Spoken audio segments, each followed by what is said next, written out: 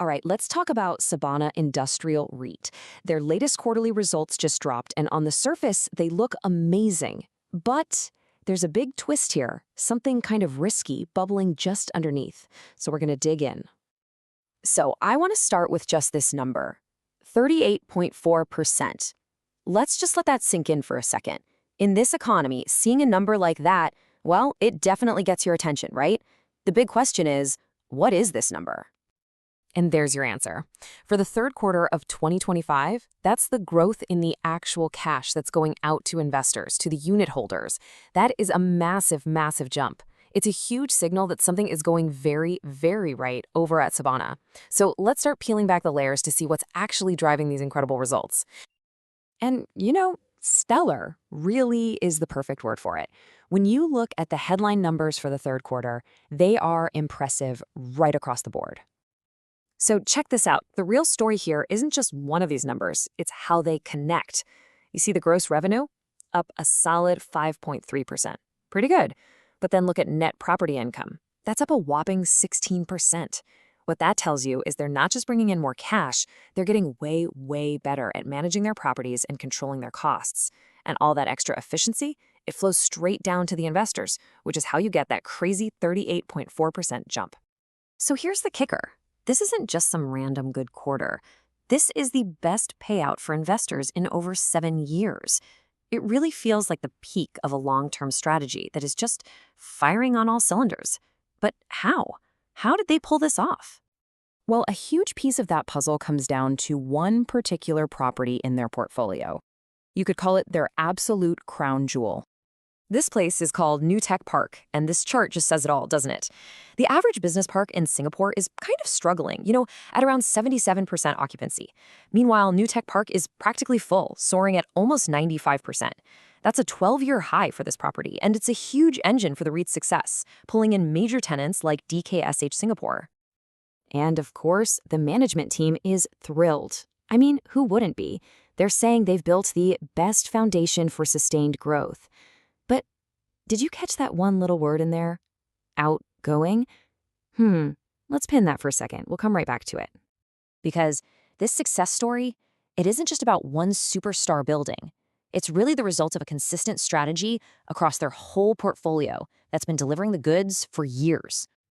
Take a look at this timeline. It shows something called rental reversion. All that means is, are they signing new leases for more money than the old ones? And for Sabana, they've been doing that for 19 quarters in a row. That's almost 5 straight years of consistently increasing their rental income, an absolutely incredible track record. And it's all part of this bigger successful picture, right? The whole portfolio is more occupied, they're keeping a tight lid on costs, and their leasing game is clearly on point. Everything is looking up. This is the kind of performance that should make everyone involved feel really confident. Which brings us right back to that twist. All the success, all these record-breaking numbers, they were all delivered by a management team that is literally on its way out the door. So you have to ask yourself, what in the world is going on here? And this is where the story takes a sharp turn. We go from talking about stellar performance to some really deep uncertainty.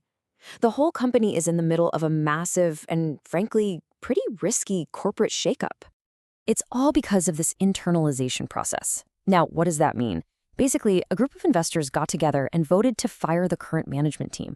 Yep, the same team that's been delivering these amazing results.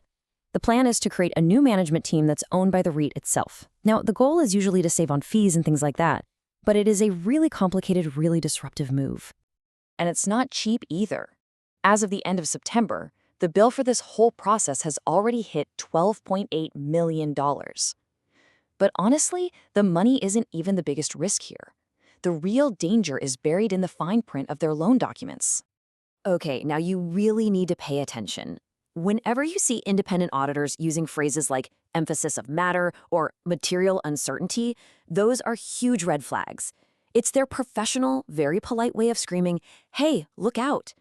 What they're saying is that this whole shakeup could trip a wire in their loan agreements, potentially forcing Sabana to pay back all of their debt, like right now.